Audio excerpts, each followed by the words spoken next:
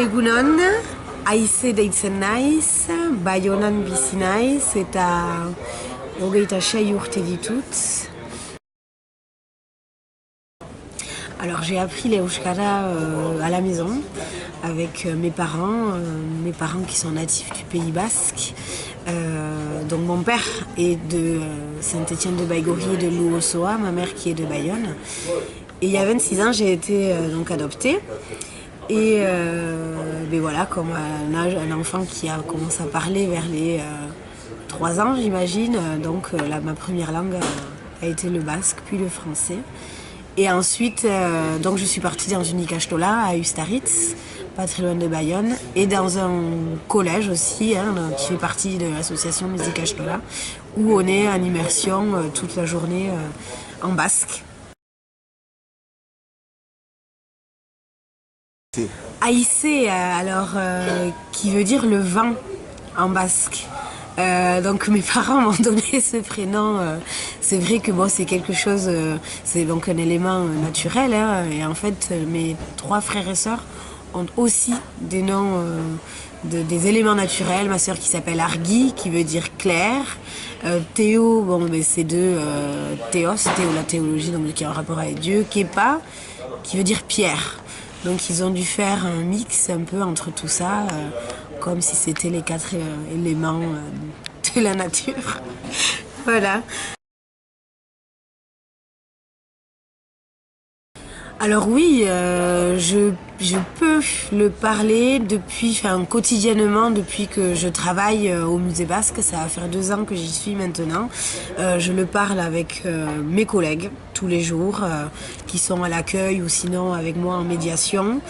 Et avec certains de mes amis avec qui on a toujours eu l'habitude de parler basque depuis qu'on se connaît. Et, ça va être des amis plutôt avec qui j'étais à l'Ikastola ou au lycée on était en bilingue. Donc certains aussi peut-être avec plus d'amis qui vivent à l'intérieur du Pays Basque que sur la côte. Ça aussi parfois il y a cette différence.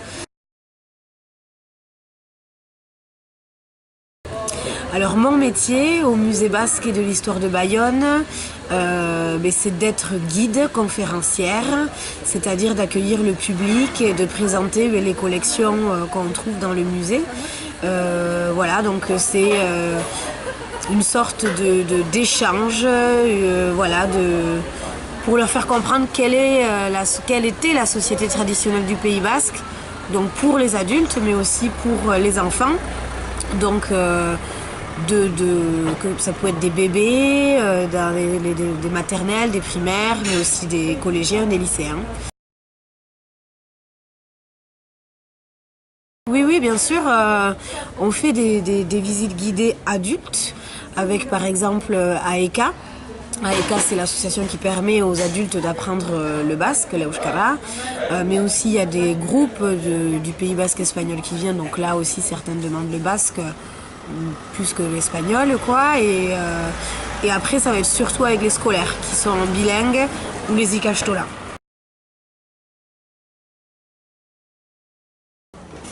Je le vois très bien.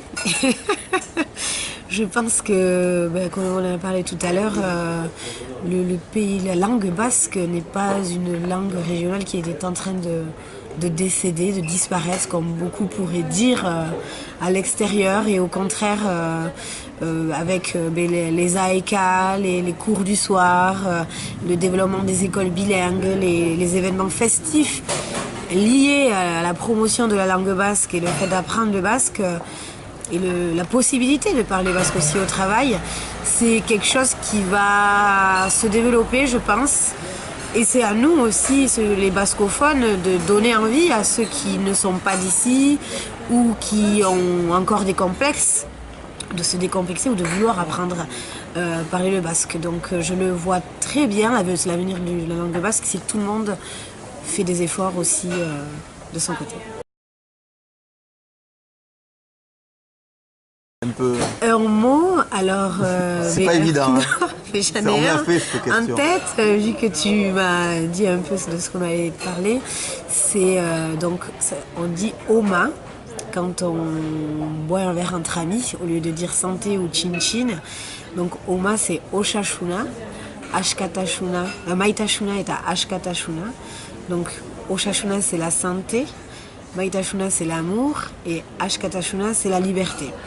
Donc souvent c'est quelque chose qui est simple mais qui veut dire beaucoup de choses aussi. Donc d'un coup c'est ce mot qui m'est venu à la tête.